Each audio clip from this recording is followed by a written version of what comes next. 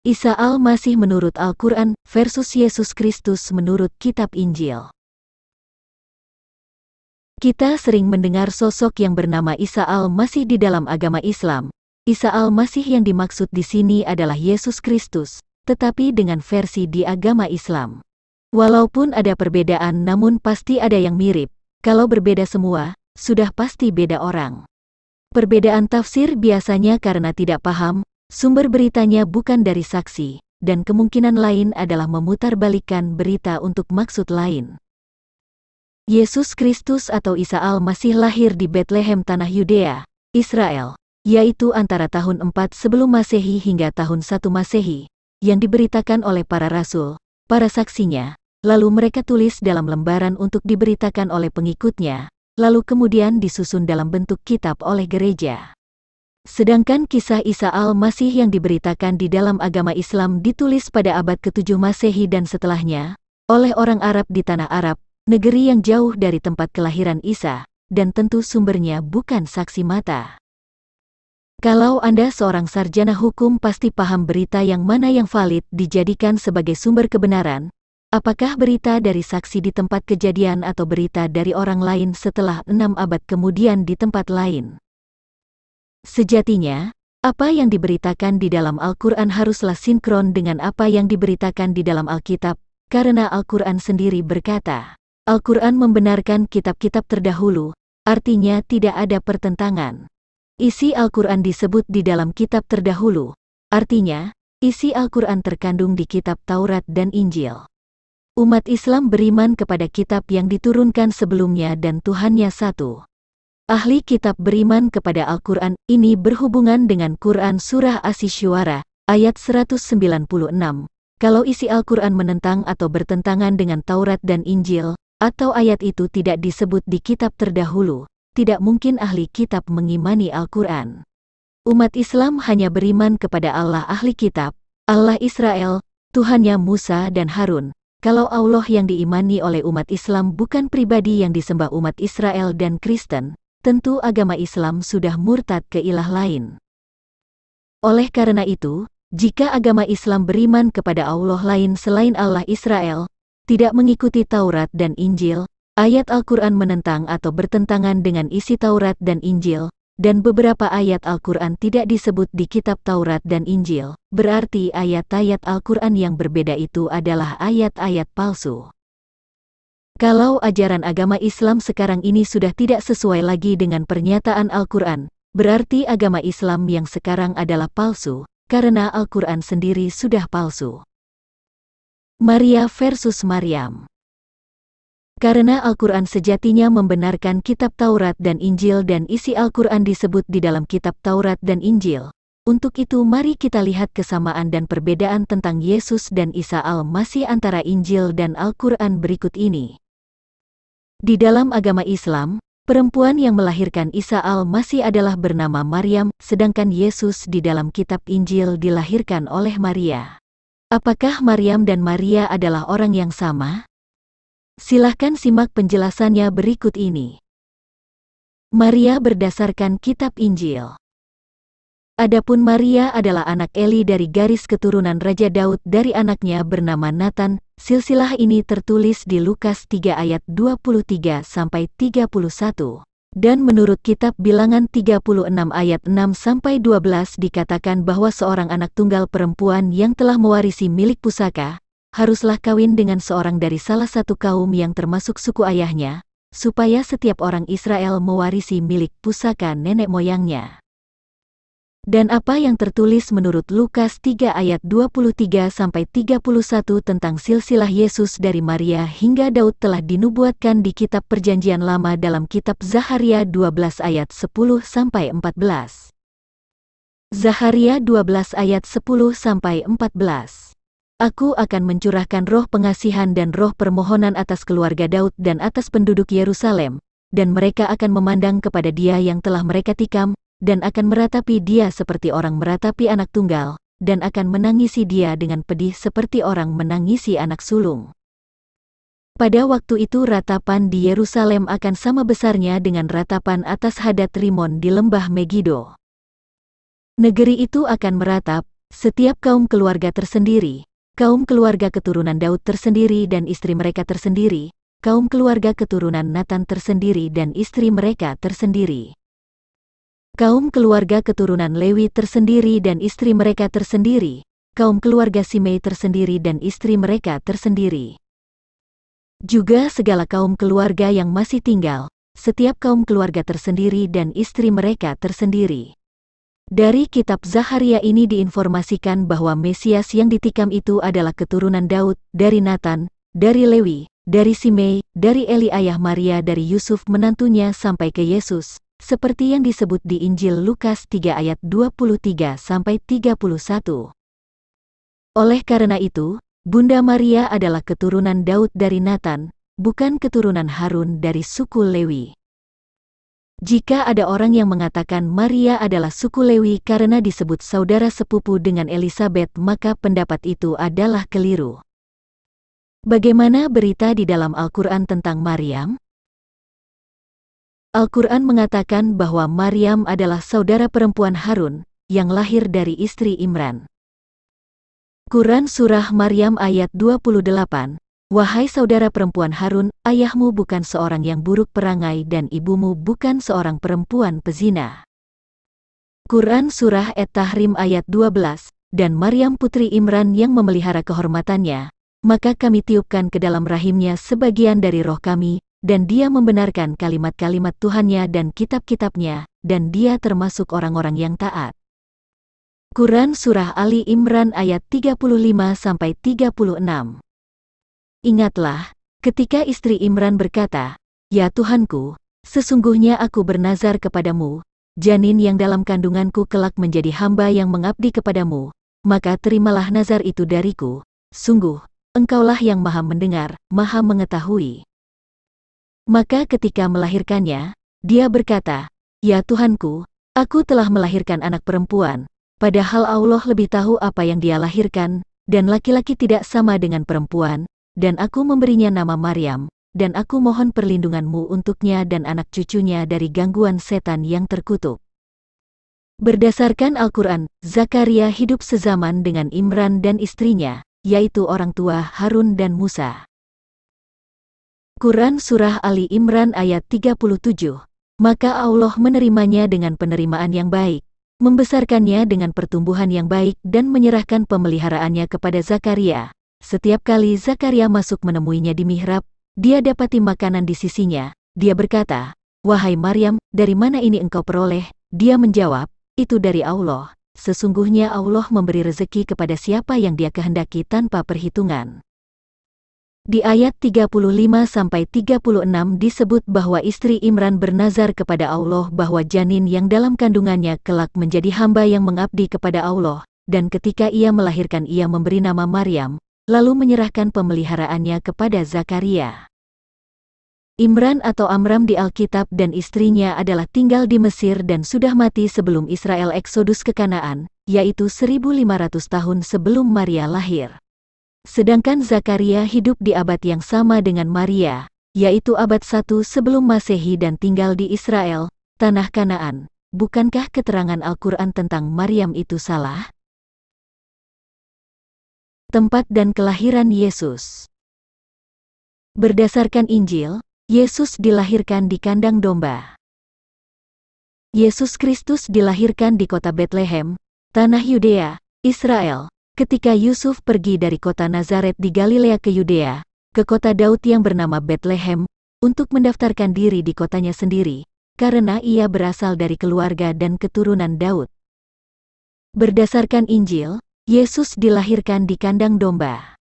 Lukas 2 ayat 6-7, ketika mereka di situ tibalah waktunya bagi Maria untuk bersalin, dan ia melahirkan seorang anak laki-laki, anaknya yang sulung. Lalu dibungkusnya dengan lampin dan dibaringkannya di dalam palungan, karena tidak ada tempat bagi mereka di rumah penginapan.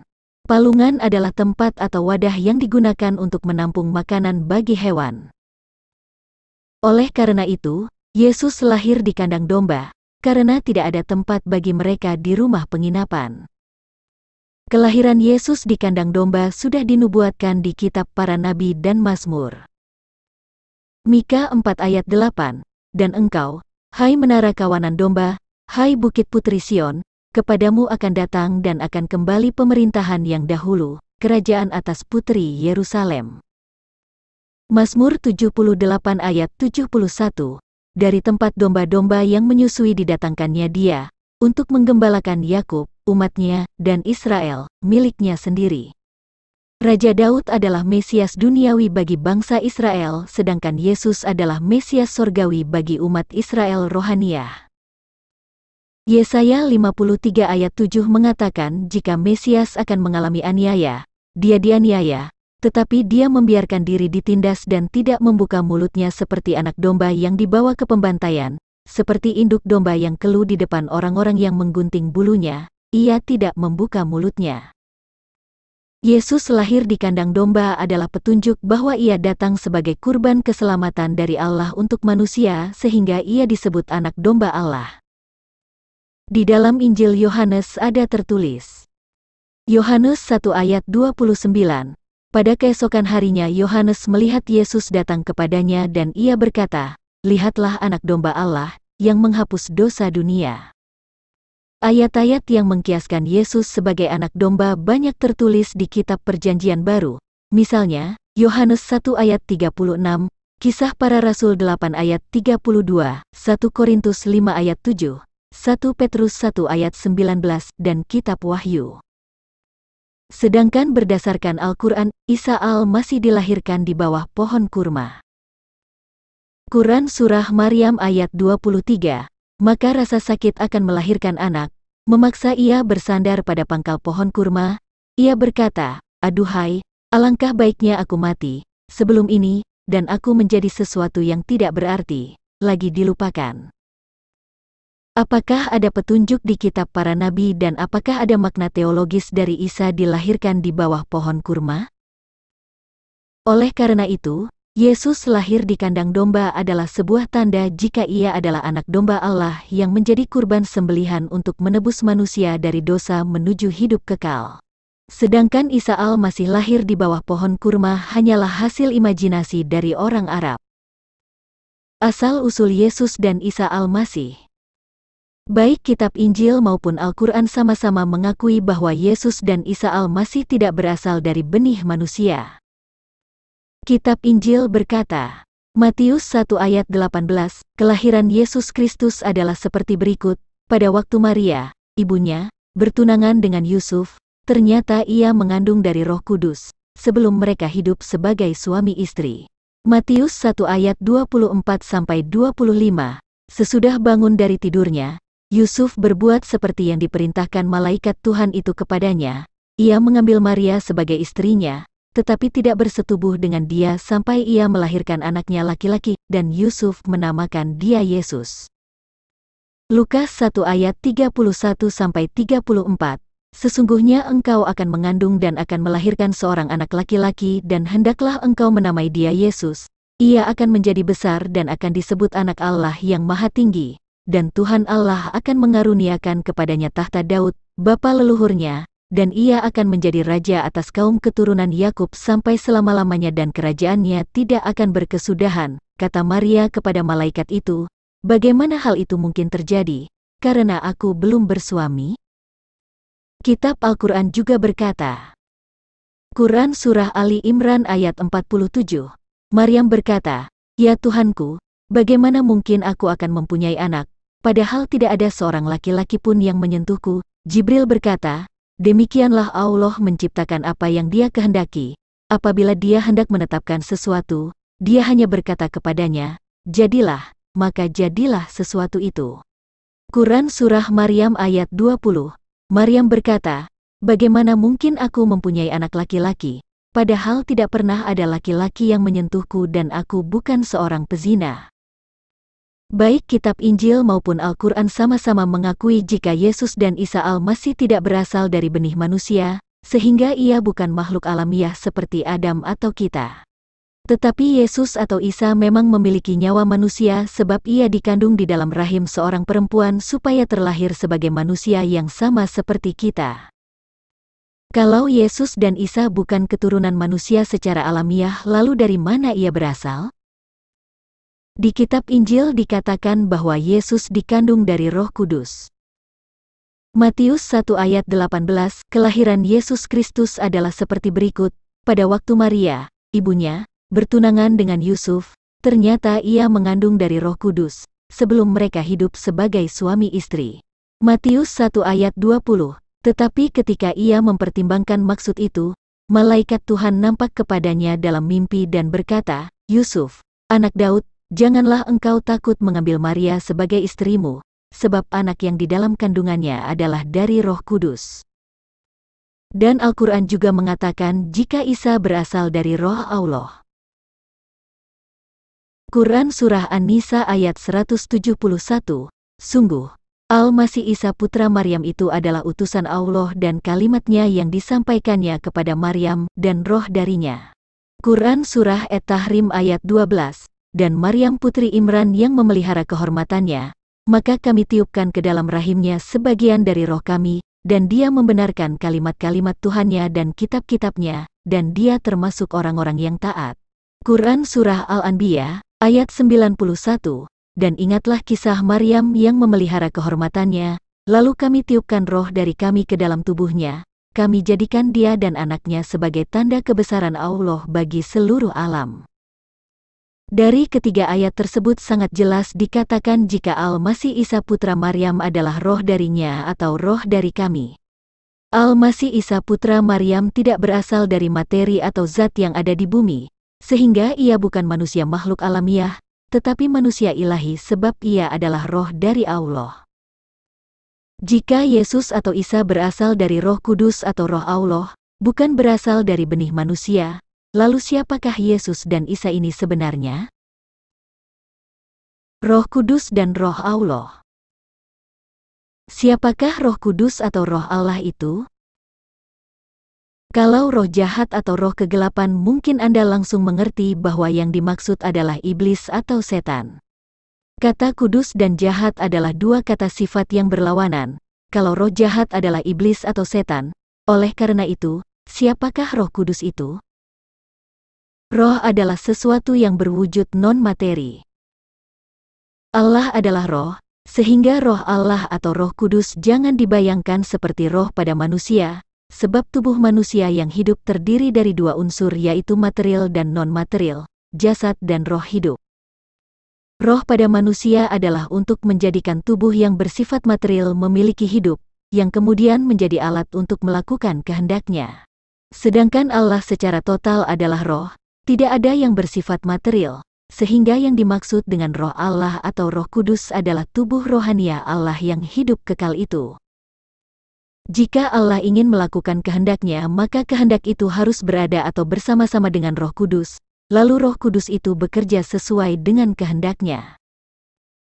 Ketika kehendak itu berada di dalam Roh Kudus, atau dengan kata lain disebut bersama-sama dengan Roh Kudus, maka firman itu adalah Allah. Ketika kehendak itu berada di dalam daging yang merupakan jelmaan dari Roh Kudus, maka firman itu disebut telah menjadi manusia. Banyak pendeta maupun romo menafsirkan Yohanes 1 ayat 14 tanpa memperhatikan keterangan ayat lain yang mengatakan bahwa Yesus dikandung dari Roh Kudus, dan Roh Allah seperti burung merpati turun ke atasnya setelah dibaptis, dan sejak itulah Yesus melakukan kehendak Allah, sebab kehendak Allah bersemayam di dalam dia sebagai manusia. Dalam hal asal-usul Yesus dan Isa, baik kitab Injil maupun Al-Quran memberikan informasi yang sama. Tetapi dalam pemahaman dan tafsir terjadi perbedaan, sebab dalam iman agama Islam dikatakan bahwa Allah tidak memiliki roh dan roh itu adalah ciptaan. Kematian Yesus menurut kitab Injil. Kedatangan Tuhan ke dunia dalam wujud manusia adalah sebagai kurban penebus manusia dari dosa supaya beroleh hidup kekal. Semua manusia telah jatuh ke dalam dosa. Oleh karena itu tidak ada satu orang pun manusia yang terbebas dari hukuman. Satu kesalahan saja kita lakukan maka kita telah melanggar hukum Taurat dan wajib dihukum dan hukuman itu kekal di neraka. Mata ganti mata, gigi ganti gigi dan nyawa ganti nyawa. Itulah hukum Taurat. Dosa apa yang kita lakukan selama hidup maka hukuman seperti yang kita lakukan itulah yang kemudian harus kita terima di akhir zaman. Untuk membatalkan kita dari hukuman di akhir zaman, maka harus ada yang menjadi kurban untuk menerima hukuman itu supaya kita tidak lagi dihukum tetapi dibebaskan dari segala tuntutan. Mereka yang telah dibeli dengan lunas dengan nyawanya akan menjadi miliknya dan mereka harus dilahirkan kembali melalui baptisan supaya menjadi manusia baru dan meninggalkan cara hidup yang lama. Inilah sunat Kristus di zaman Perjanjian Baru, sebab kita telah disucikan dengan darah Kristus, lalu dilahirkan kembali menjadi manusia baru melalui baptisan. Air baptisan adalah gambaran dari air ketuban di dalam rahim. Ketika bayi dilahirkan, maka bayi itu harus keluar dari air ketuban itu. Kematian Kristus sebagai kurban pengganti untuk menebus kita dari kematian telah digambarkan melalui Ishak yang seharusnya mati sebagai kurban persembahan Abraham tetapi digantikan dengan seekor domba jantan yang disediakan oleh Allah. Sunat adalah tanda darah perjanjian untuk menghilangkan kenajisan di dalam diri manusia melalui pencurahan darah, yaitu dengan memotong bagian tubuh yang kotor. Hal ini telah digenapi oleh Kristus dengan mencurahkan darahnya untuk menyucikan kita dari kutuk dosa dengan mengambil alih kutuk itu dengan rela menderita hingga mati terkutuk di kayu salib, yang seharusnya kita alami di masa penghakiman di akhir zaman. Di dalam Al-Quran surah As-Safaat ayat 107 pun ada tertulis, "Kami tebus anak itu dengan seekor sembelihan yang besar." Makna seekor sembelihan yang besar untuk menebus Ishak pada ayat di atas bukan gajah atau sapi atau hewan yang bertubuh besar, tetapi ditebus dengan kematian seorang yang terkemuka di dunia dan di akhirat, yaitu Isa Al-Masih, untuk membayar lunas hukuman dan kematian kita di masa penghakiman. Yesus sebagai kurban keselamatan dari Allah kepada manusia sudah disebut oleh Musa, yaitu yang tertulis di kitab Keluaran 24 ayat 8 yang berkata, "Kemudian Musa mengambil darah itu dan menyiramkannya pada bangsa itu serta berkata, 'Inilah darah perjanjian yang diadakan Tuhan dengan kamu, berdasarkan segala firman ini.'" Di ayat ini jelas bahwa yang mengadakan darah perjanjian adalah Tuhan, yang disimbolkan dengan darah hewan kurban sembelihan dan kurban bakaran di masa para nabi. Yesus datang ke dunia sebagai manusia adalah untuk memberikan nyawanya. Matius 20 ayat 28. Sama seperti anak manusia datang bukan untuk dilayani, melainkan untuk melayani dan untuk memberikan nyawanya menjadi tebusan bagi banyak orang. Markus 10 ayat 45, karena anak manusia juga datang bukan untuk dilayani, melainkan untuk melayani dan untuk memberikan nyawanya menjadi tebusan bagi banyak orang. Yohanes 10 ayat 11, akulah gembala yang baik memberikan nyawanya untuk domba-dombanya. Yohanes 10 ayat 15, sama seperti Bapa mengenal aku dan aku mengenal Bapa, dan aku memberikan nyawaku bagi domba-dombaku. Dari pengakuan Yesus tersebut dapat disimpulkan jika ia datang sebagai kurban untuk menebus manusia yang berdosa, dan ini sudah tertulis di kitab Taurat dan kitab para nabi. Penyaliban Yesus di dalam kitab Injil dapat dibaca di Matius 27 ayat 32-44, Markus 15 ayat 21-32, Lukas 23 ayat 26-43, dan Yohanes 19 ayat 17-24. Darah perjanjian yang digenapi Yesus adalah untuk pengampunan dosa. Sehari sebelum disalib, Yesus berkata, Matius 26 ayat 28, sebab inilah darahku, darah perjanjian, yang ditumpahkan bagi banyak orang untuk pengampunan dosa. Markus 14 ayat 24, dan ia berkata kepada mereka, inilah darahku, darah perjanjian, yang ditumpahkan bagi banyak orang. Lukas 22 ayat 20, demikian juga dibuatnya dengan cawan sesudah makan, ia berkata, cawan ini adalah perjanjian baru oleh darahku, yang ditumpahkan bagi kamu. Dan lain-lain. Oleh karena itu, kematian Yesus harus terjadi untuk menggenapi hukum Taurat, supaya ada pengampunan dosa dan hidup kekal bagi umatnya. Yesus yang tidak berdosa disalibkan oleh orang yang berdosa. Ini artinya bahwa ia mati karena dosa manusia. Tetapi jika Anda tidak percaya bahwa Yesus adalah Tuhan dan Juru Selamat Anda, maka Yesus mati bukan karena Anda dan kematiannya pun bukan untuk Anda, dan Anda akan menanggung sendiri hukuman akibat dosa Anda di akhir zaman.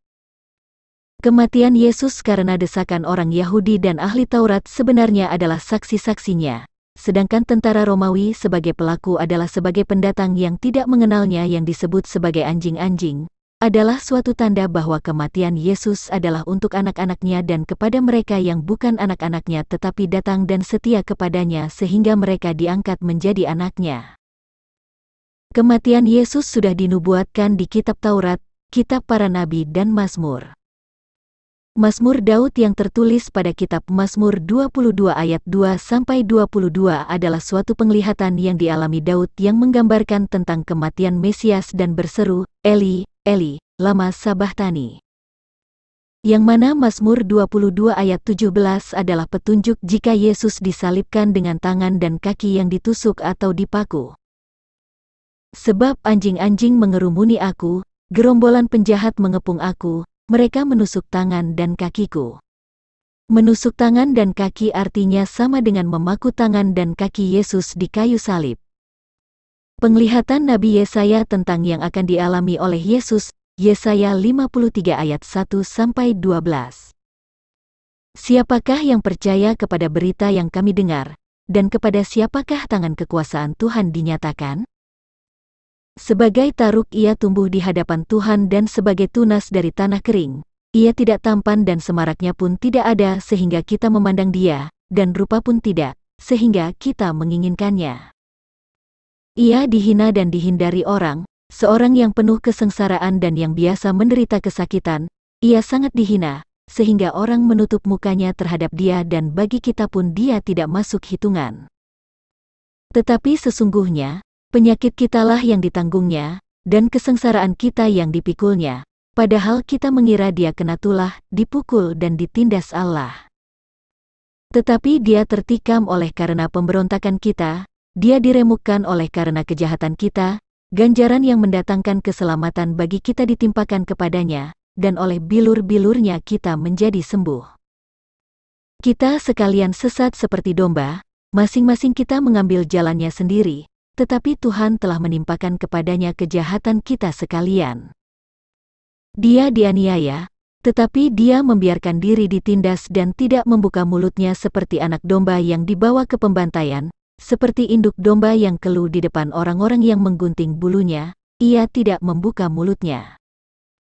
Sesudah penahanan dan penghukuman ia terambil, dan tentang nasibnya siapakah yang memikirkannya? Sungguh, ia terputus dari negeri orang-orang hidup, dan karena pemberontakan umatku ia kena tulah. Tetapi Tuhan berkehendak meremukkan dia dengan kesakitan. Apabila ia menyerahkan dirinya sebagai korban penebus salah, ia akan melihat keturunannya, umurnya akan lanjut, dan kehendak Tuhan akan terlaksana olehnya. Sesudah kesusahan jiwanya ia akan melihat terang dan menjadi puas, dan hambaku itu, sebagai orang yang benar, akan membenarkan banyak orang oleh hikmatnya, dan kejahatan mereka dia pikul. Sebab itu aku akan membagikan kepadanya orang-orang besar sebagai rampasan, dan ia akan memperoleh orang-orang kuat sebagai jarahan, yaitu sebagai ganti karena ia telah menyerahkan nyawanya ke dalam maut dan karena ia terhitung di antara pemberontak-pemberontak, sekalipun ia menanggung dosa banyak orang dan berdoa untuk pemberontak-pemberontak. Penglihatan Nabi Zaharia tentang yang akan dialami Yesus, Zaharia 12 ayat 10.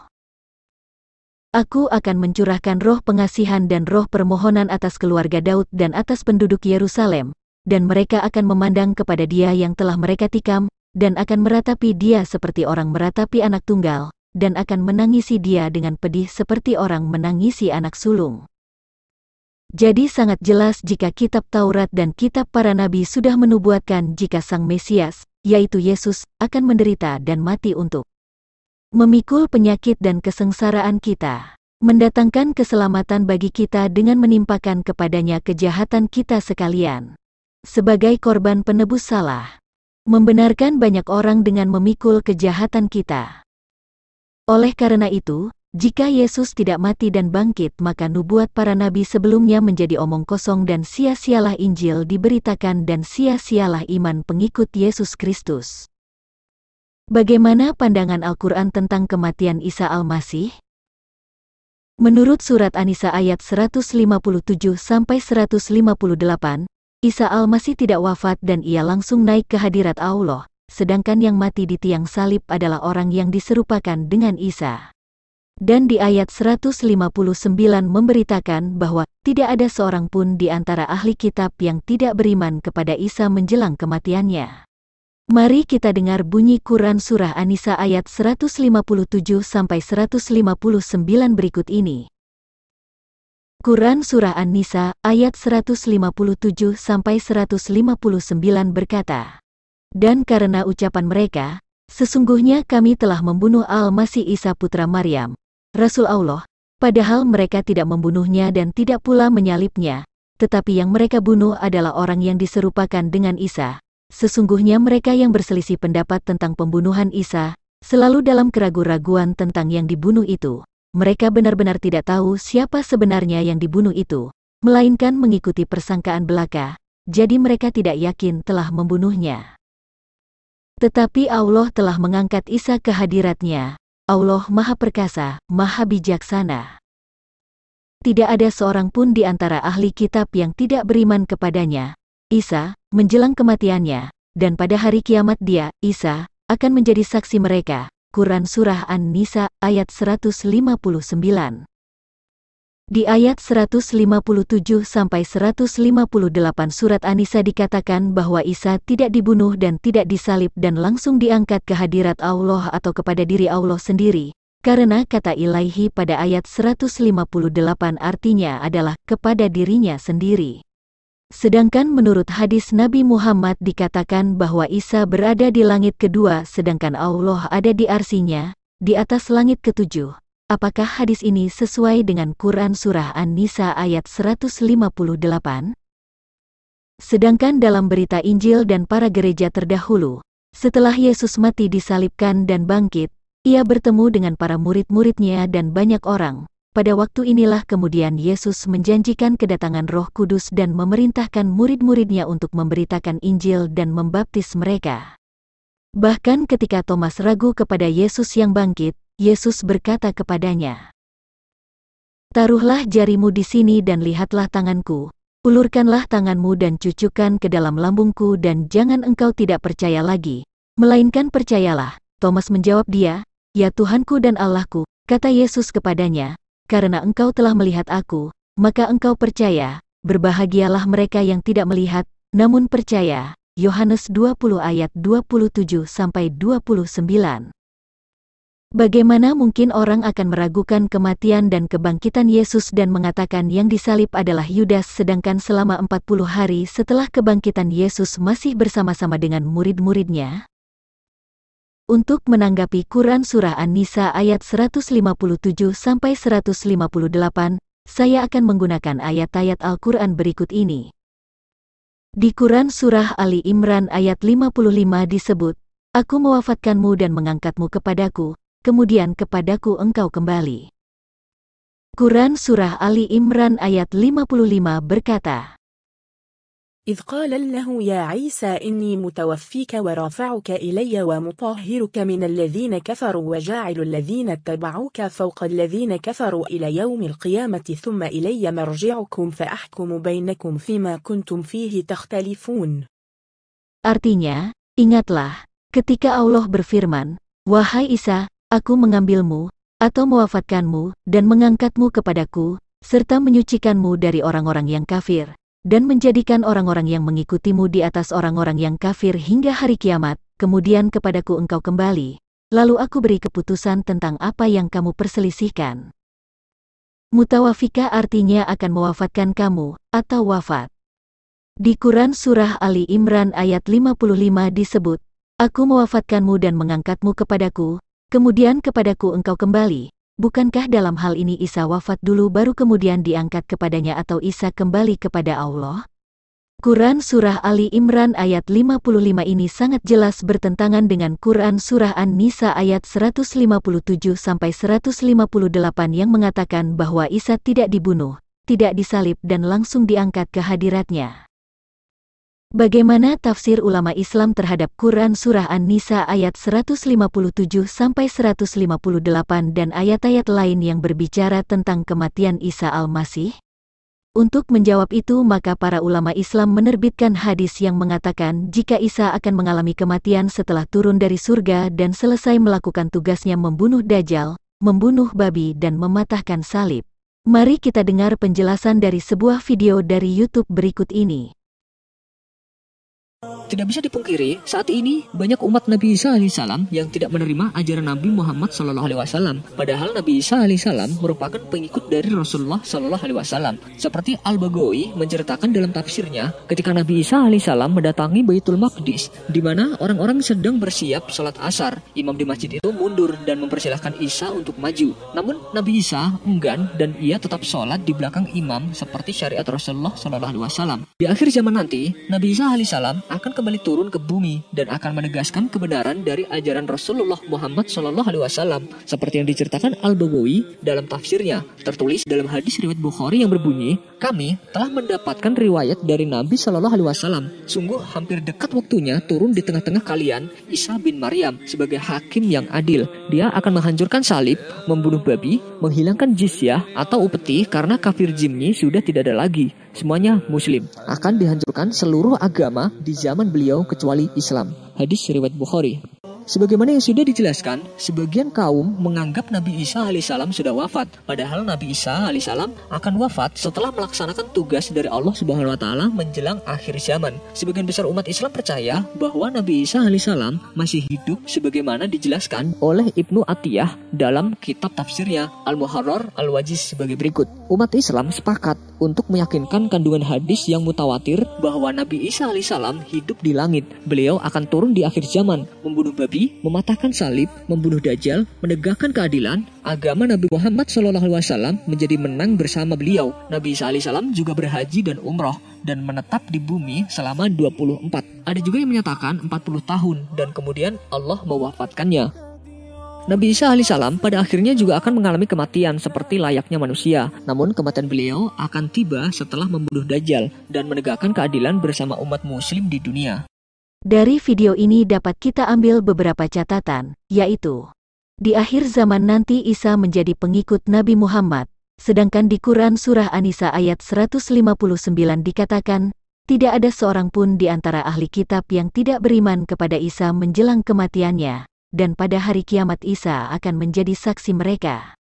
Sementara di Quran Surah Ali Imran ayat 45 jelas dikatakan bahwa Isa al-Masih adalah firman Allah dan seorang terkemuka di dunia dan di akhirat, dan Isa adalah seorang manusia yang suci. Bagaimana mungkin Isa menjadi pengikut Muhammad, manusia biasa dan berdosa?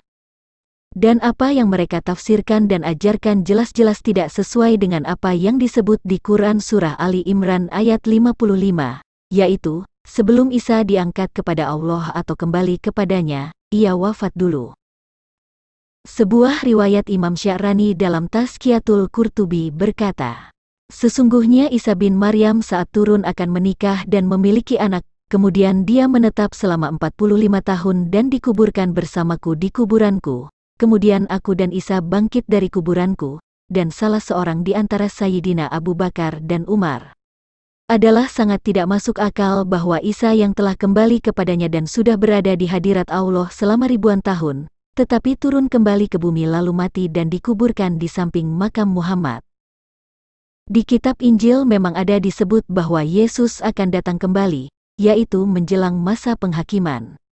Wahyu 22 ayat 12-13, sesungguhnya aku datang segera dan aku membawa upahku untuk membalaskan kepada setiap orang menurut perbuatannya.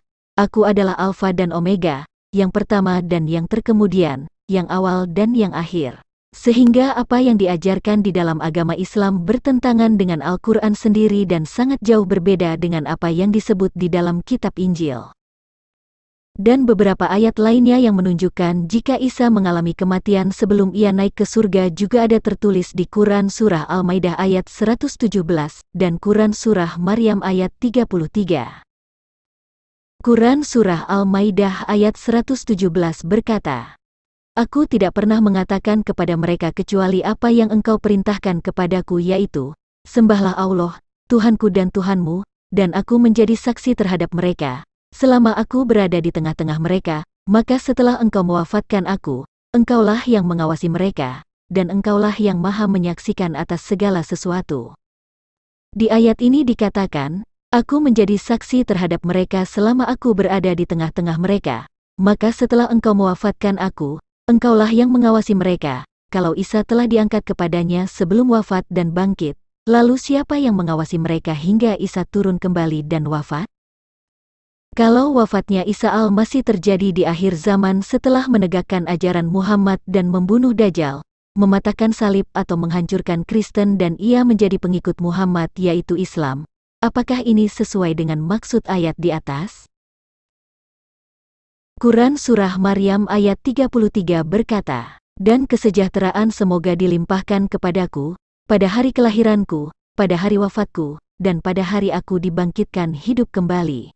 Pada ayat ini Isa belum berbicara tentang kenaikannya ke surga, tetapi ia sudah berbicara tentang kematiannya dan kebangkitannya hidup kembali, karena kenaikan Isa ke surga terjadi setelah ia bangkit dari kematian.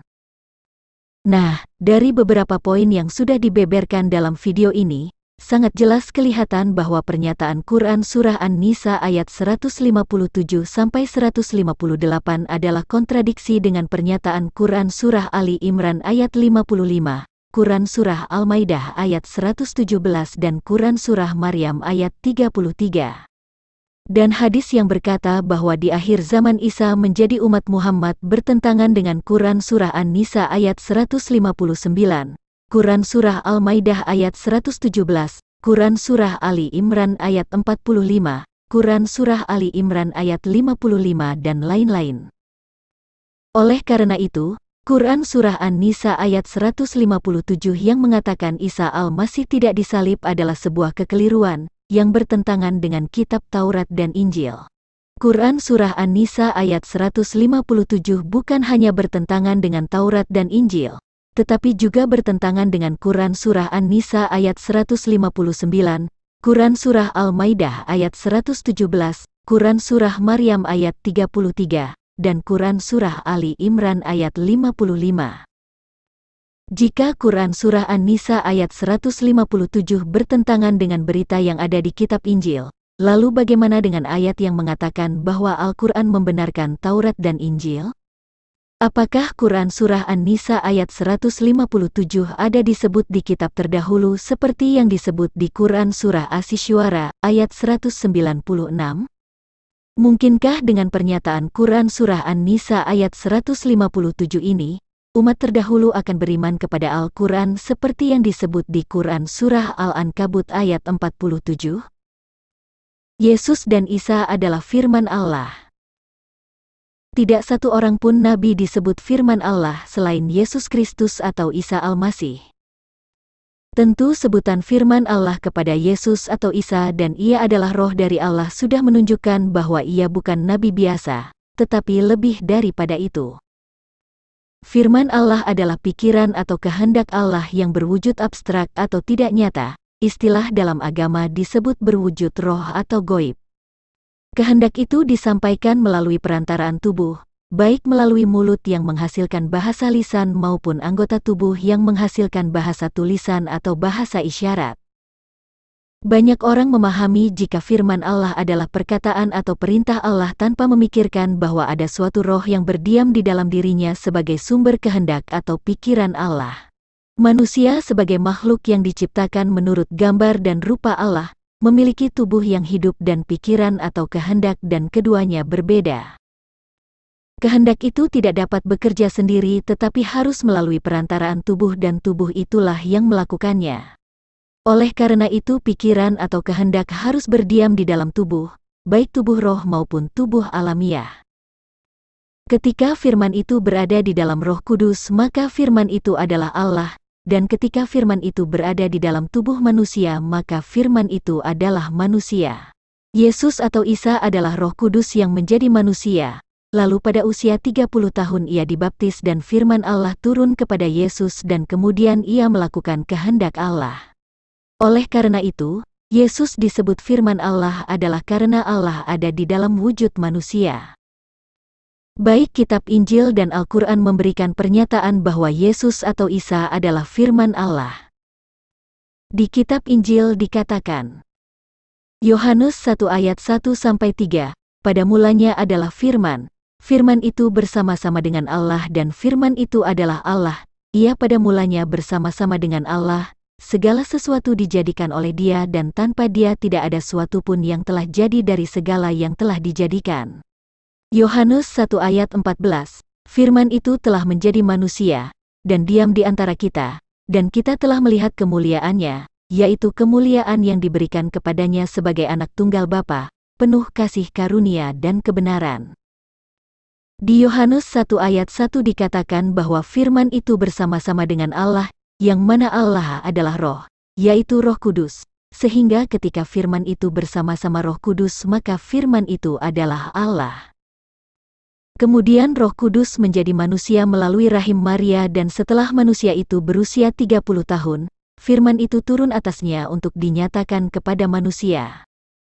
Sehingga maksud dari Yohanes 1 ayat 14 yang berkata bahwa Firman itu telah menjadi manusia adalah bahwa kehendak Allah telah berdiam di dalam diri manusia yang bernama Yesus, yang ditandai dengan Roh Allah yang turun seperti burung merpati kepadanya setelah ia dibaptis. Memahami Yohanes 1 ayat 1 dan 14 tidak boleh dipisahkan dengan peristiwa Maria mengandung dari Roh Kudus lalu dilahirkan sebagai manusia, kemudian pada usia 30 tahun, tepatnya setelah ia dibaptis Roh Allah turun kepada Yesus seperti burung merpati. Setelah peristiwa itulah Yesus memulai pekerjaan Allah. Dan di Al-Quran dikatakan, Quran Surah An-Nisa ayat 171, sungguh, Al-Masih Isa putra Maryam itu adalah utusan Allah dan kalimatnya yang disampaikannya kepada Maryam, dan roh darinya. Quran Surah Ali Imran ayat 45, Wahai Maryam, sesungguhnya Allah menyampaikan kabar gembira kepadamu tentang sebuah kalimat darinya, namanya Al-Masih Isa putra Maryam. Akan tetapi, di dalam terjemahan resmi Al-Quran untuk Quran Surah An-Nisa ayat 171 telah dibelokkan menjadi yang diciptakan dengan kalimatnya, dan tentu ini mengubah pemahaman seluruh umat Islam tentang siapa sebenarnya Isa Al-Masih itu. Yesus adalah jalan dan kebenaran dan hidup menuju Bapa. Yesus adalah jalan dan kebenaran dan hidup menuju Bapa. Hal ini sangat jelas dikatakan di Injil Yohanes 14 ayat 6. Kata Yesus kepadanya, Akulah jalan dan kebenaran dan hidup, tidak ada seorang pun yang datang kepada Bapa, kalau tidak melalui aku. Mengapa Yesus disebut jalan dan kebenaran dan hidup? Yesus disebut jalan adalah karena melalui darahnya kita diselamatkan sehingga kita memiliki kesempatan untuk beroleh hidup kekal di sorga. Yesus disebut kebenaran dan hidup adalah karena Yesus adalah firman Allah itu sendiri, sumber kebenaran dan hidup kekal. Kebenaran dan hidup berasal dari Allah sedangkan kesesatan dan kematian berasal dari iblis. Yesus berkata, Inilah hidup yang kekal itu, yaitu bahwa mereka mengenal Engkau, satu-satunya Allah yang benar, dan mengenal Yesus Kristus yang telah Engkau utus. Yohanes 17 ayat 3. Akulah roti hidup yang telah turun dari sorga. Jikalau seorang makan dari roti ini, ia akan hidup selama-lamanya, dan roti yang kuberikan itu ialah dagingku, yang akan kuberikan untuk hidup dunia. Yohanes 6 ayat 51. Sebab inilah kehendak Bapa-Ku, yaitu supaya setiap orang yang melihat Anak dan yang percaya kepadanya beroleh hidup yang kekal, dan supaya Aku membangkitkannya pada akhir zaman. Yohanes 6 ayat 40. Demikian juga Al-Quran mengakui bahwa Isa adalah jalan yang lurus dan kebenaran. Isa berkata, dan sesungguhnya Allah itu Tuhanku dan Tuhanmu, maka sembahlah Dia, ini adalah jalan yang lurus. Quran Surat Maryam ayat 36. Isa berkata, sesungguhnya Allah itu Tuhanku dan Tuhanmu, karena itu sembahlah Dia, inilah jalan yang lurus. Quran Surat Ali Imran ayat 51. Dan sungguh, Dia, Isa itu benar-benar menjadi pertanda akan datangnya hari kiamat, karena itu, janganlah kamu ragu-ragu tentang kiamat itu dan ikutilah Aku, inilah jalan yang lurus. Quran Surah Az-Zukhruf ayat 61. Isa berkata, sungguh Allah, Dia Tuhanku dan Tuhanmu, maka sembahlah Dia, ini adalah jalan yang lurus. Quran Surah Az-Zukhruf ayat 64. Isa Al-Masih adalah kebenaran. Al-Quran berkata, "Itulah Isa putra Maryam, perkataan yang benar, yang mereka ragukan kebenarannya." Quran Surat Maryam ayat 34. Isa putra Maryam, perkataan yang benar, artinya Isa itu adalah kebenaran atau firman Allah. Isa Al-Masih disebut kebenaran dan jalan yang lurus adalah karena ia berasal dari Roh Allah dan ia adalah firman Allah yang nuzul ke dunia dalam wujud manusia melalui rahim seorang perempuan. Al-Quran berkata, "Wahai manusia, sesungguhnya telah sampai kepadamu bukti kebenaran dari Tuhanmu, dan telah kami turunkan kepadamu cahaya yang terang benderang." Quran Surah An-Nisa, ayat 174. Yang dimaksud dengan bukti kebenaran yang turun dari Tuhanmu adalah firman-Nya, yaitu Isa Al-Masih yang berasal dari Roh Allah, dan ia adalah cahaya yang terang benderang. Di dalam terjemahannya, disisipkan nama Muhammad dan Al-Quran, padahal Quran Surah An-Nisa ayat 153-175 adalah membahas tentang Taurat dan Injil, yaitu para rasul terdahulu, ahli kitab dan Isa Al-Masih, dan di ayat 175 masih bicara tentang jalan yang lurus, yaitu Isa Al-Masih itu sendiri. Muhammad bukan pribadi yang berasal dari Allah, ia hanya manusia biasa yang berdosa, oleh karena itu, ia bukan bukti kebenaran dari Allah. Al-Quran adalah kitab peringatan yang membenarkan kitab-kitab sebelumnya, yang mana Taurat dan Injil adalah cahaya dan petunjuk seperti yang disebut di Quran Surah Al-An'am ayat 91, Quran Surah Al-Maidah ayat 44, ayat 46, dan lain-lain. Tetapi anehnya, di dalam Al-Quran sudah disebut jika Isa adalah jalan yang lurus, tetapi semua umat Islam masih meminta ditunjukkan jalan yang lurus. Yesus atau Isa Al-Masih adalah Allah. Yesus atau Isa Al-Masih sebenarnya adalah pribadi yang sama, tetapi dipahami secara berbeda oleh umat Islam, baik untuk maksud baik atau tidak, karena faktanya agama Islam saat ini sudah tidak memuliakan Tuhan yang sama dengan Tuhan yang dimuliakan para ahli kitab. Quran Surah An-Nisa ayat 171, Quran Surah Al-Anbiya ayat 91 dan Quran Surah At-Tahrim ayat 12 mengatakan bahwa Isa adalah roh dari Allah. Tetapi karena umat Islam yang ada sekarang sudah tidak menyembah Allah yang memiliki roh itu dan berpaling ke Tuhan negeri Mekah, maka pemahaman umat Islam tentang roh Allah dan Isa Al-Masih menjadi keliru. Allah itu adalah roh dan Dia Maha Kudus. Roh yang dimaksud di sini bukan seperti roh pada manusia, sebab manusia adalah makhluk alamiah yang mana tubuhnya terdiri dari dua unsur yang berbeda, yaitu jasad dan roh hidup. Apakah Allah memiliki jasad seperti manusia? Tentu tidak, oleh karena itu, yang dimaksud dengan Roh Kudus adalah tubuh roh Allah sendiri tempat jiwanya berdiam. Kalau disebut roh jahat atau roh kenajisan tentu Anda sudah paham bahwa yang dimaksud adalah iblis atau setan. Nah, bagaimana dengan Roh Kudus? Bukankah Allah itu roh dan kudus sehingga Allah itu adalah Roh Kudus? Di Injil Yohanes 1 ayat 1-2 dikatakan, pada mulanya adalah firman, firman itu bersama-sama dengan Allah dan firman itu adalah Allah, ia pada mulanya bersama-sama dengan Allah, yang mana Allah di sini adalah roh yang kudus. Ketika jiwa atau firman berada bersama-sama dengan Roh Kudus maka firman itu adalah Allah. Ketika Roh Kudus itu telah menjelma menjadi manusia dan firman Allah berdiam di dalamnya maka firman itu telah menjadi manusia.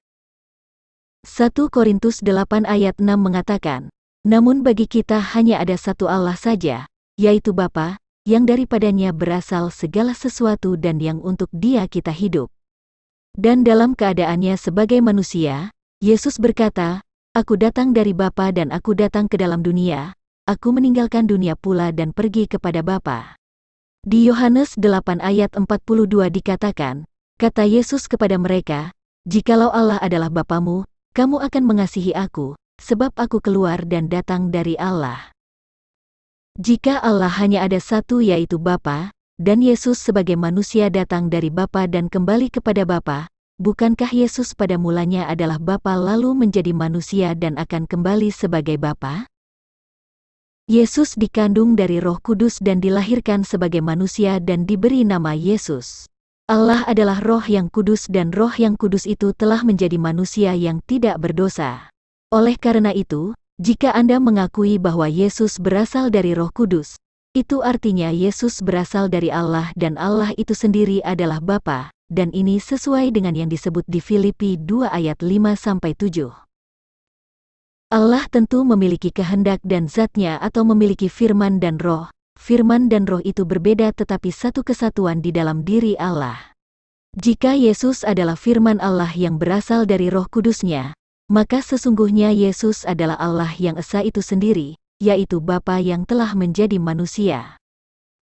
Di kitab Injil Yesus telah berkata, Yohanes 10 ayat 30, Aku dan Bapa adalah satu.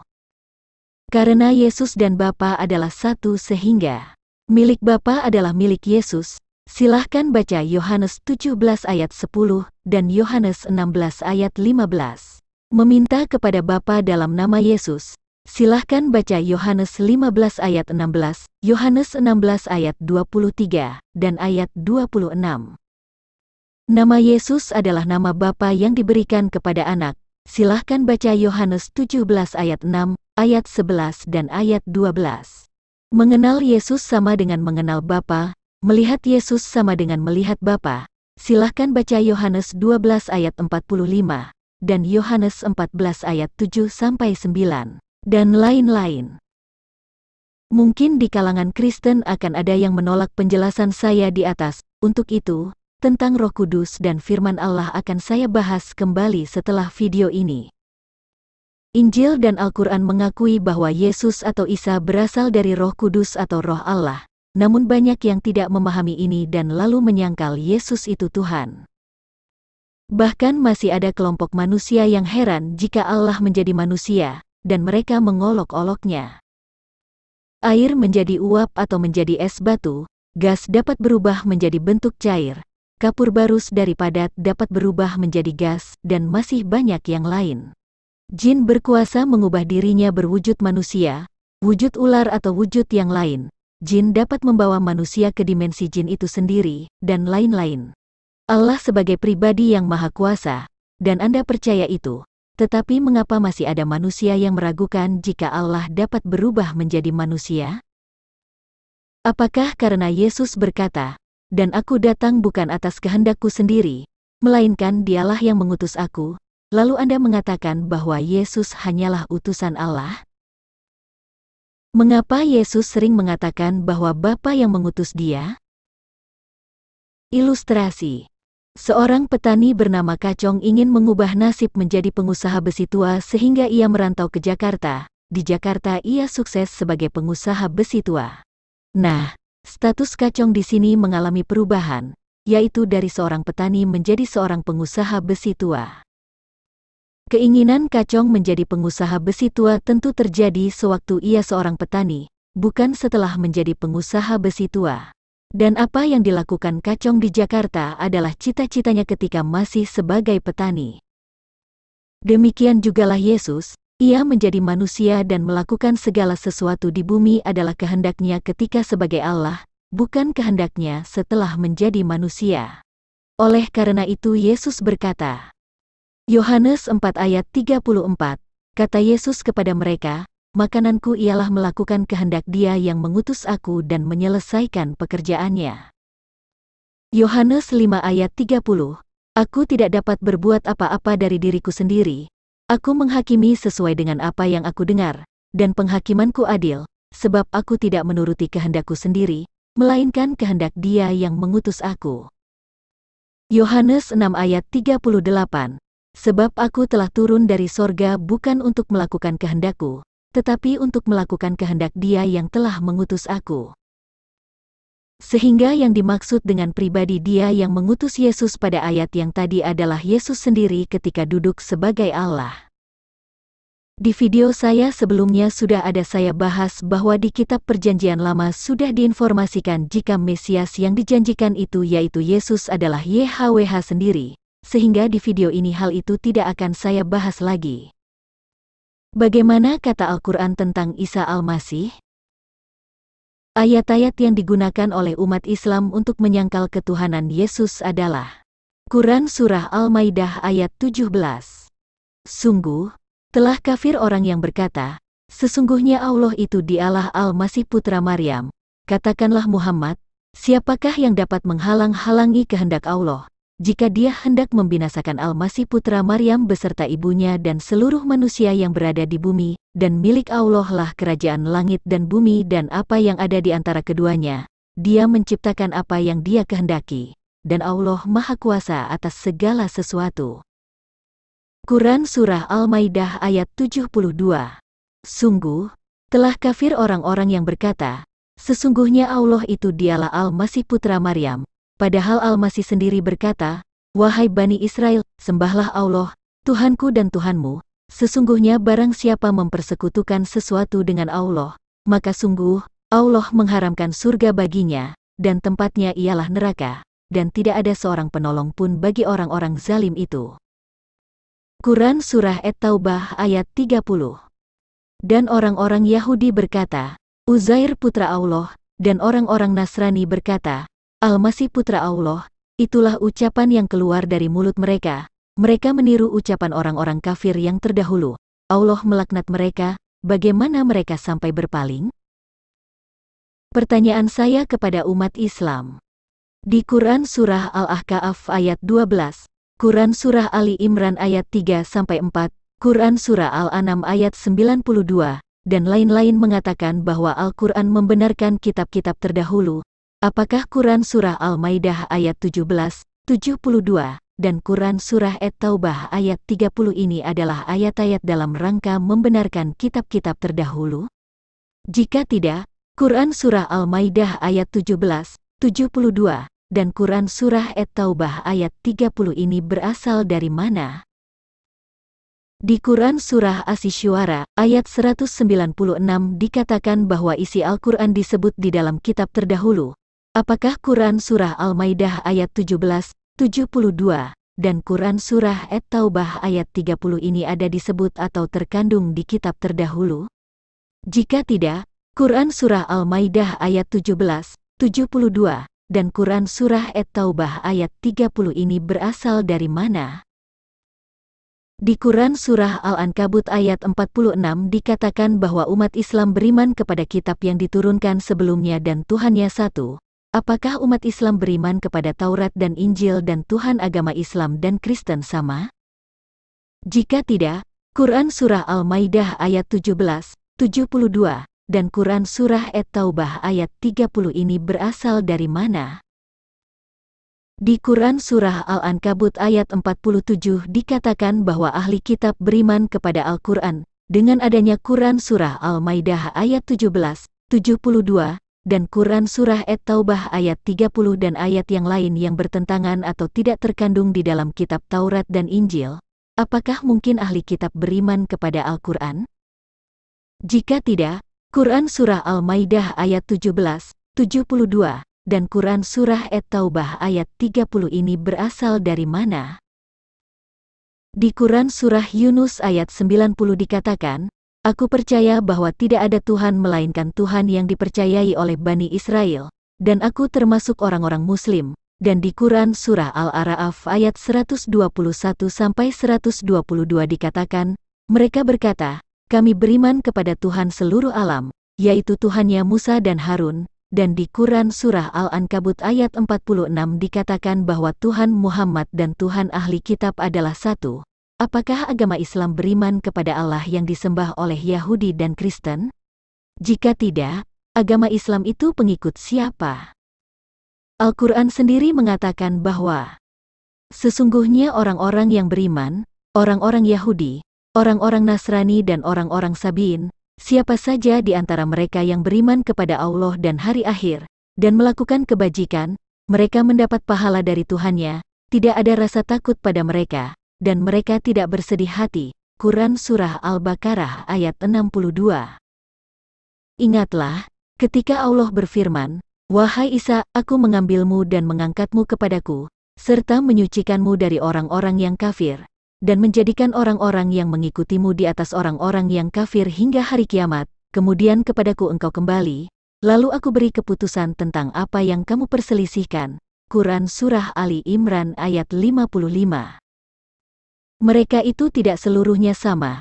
Di antara ahli kitab ada golongan yang jujur.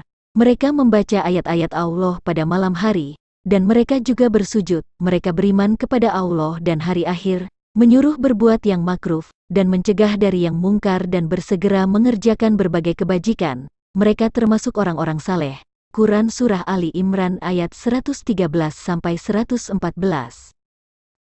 Quran Surah Al-Anbiya ayat 91-92, dan Quran Surah Al-Mu'minun ayat 50-52 berbicara tentang Isa Al-Masih sebagai tanda bagi seluruh alam dan agama yang mengajarkan ini disebut agama Tauhid. Al-Quran sendiri mengatakan bahwa pengikut Isa Al-Masih adalah Muslim dan mereka di atas orang-orang kafir.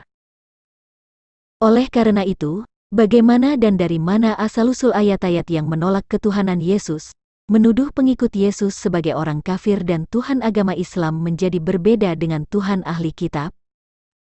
Al-Quran mengakui bahwa Allah dan Al-Masih adalah Tuhan yang esa. Di Quran Surah An-Nisa ayat 171 dikatakan, sungguh, Al-Masih Isa putra Maryam itu adalah utusan Allah dan kalimatnya yang disampaikannya kepada Maryam, dan roh darinya, maka berimanlah kepada Allah dan Rasul-Rasulnya dan janganlah kamu mengatakan tiga, berhentilah dari ucapan itu lebih baik bagimu, sesungguhnya Allah Tuhan yang Maha Esa.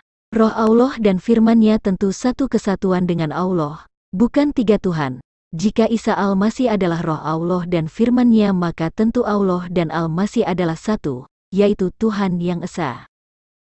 Di Quran Surah At-Taubah ayat 31 dikatakan, mereka menjadikan orang-orang alim, dan rahib-rahibnya sebagai Tuhan selain Allah dan Al-Masih putra Maryam, padahal mereka hanya disuruh menyembah Tuhan yang Maha Esa, tidak ada Tuhan selain Dia, Maha Suci Dia dari apa yang mereka persekutukan.